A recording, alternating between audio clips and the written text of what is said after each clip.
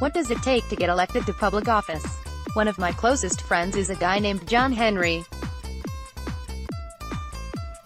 He did ask me one time if he actually had the qualifications to be elected and serve in the California Assembly. I remember then asking him 4 questions. Are you a citizen? Are you at least 25 years old? Do you have common sense? Do you have a criminal record?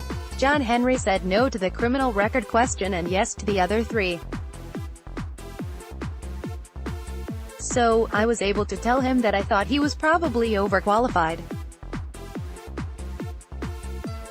By the way, one has to be at least 35 years old in order to run and become America's president. It is actually not relevant, but John Henry is articulate and good-looking. He does not look exactly like George Clooney or Brad Pitt, but I would guess that Halle Berry would still find him rather attractive. I have learned from decades of personal political experience that when anyone is trying to get elected to a political office, everything is on the table. That includes how one talks, walks and looks. After all, running for office on many levels is really nothing more than a popularity contest. To me, the most disappointing part of running for office was always raising the campaign contributions necessary in order to print brochures and buy newspaper, radio and television campaign ads. I lost one big election in 1994 when I ran for the position of California's lieutenant governor. The final count got me 700,451 votes against a woman named Kathy Wright with her 1,178,369.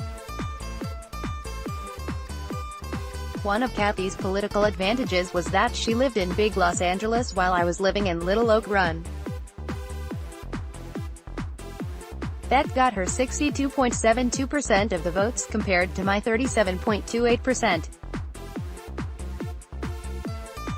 I still remember spending a few months sitting behind a desk on the phone basically selling myself to strangers.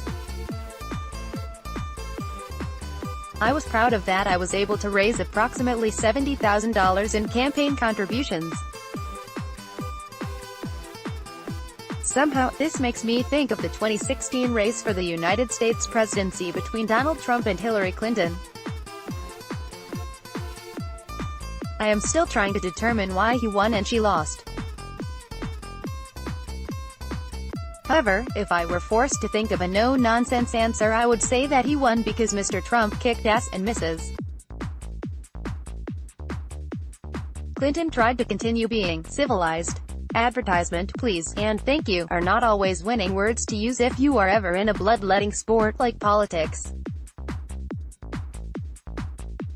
In the 9 times I ran for re-election to the California Assembly, I learned that I think humor played a significant role. I remember jokingly urging many audiences to vote for me because that would help California with unemployment statistics, since I was at that time unemployed and looking for work. My opponent hated me for getting little laughs with that line. But hey, it was true and it did make common sense. Did you ever have a desire to run for office? Tell me about it in an email. My take on the movie See Believe. The film, Super Troopers 2, had to have been produced for the enjoyment of boys that are primarily teenagers. You would think I should have known better than to waste my few dollars on this film. The title of it alone should have given me a hint. I hope Hollywood never produces another Super Troopers, but don't count on it. Statham served 1976 to 1994 in the California Assembly and was a television news anchor at KHSL-TV in Chico 1965 to 1975. He is past president of the California Broadcasters Association and can be reached at stanstatham@gmail.com.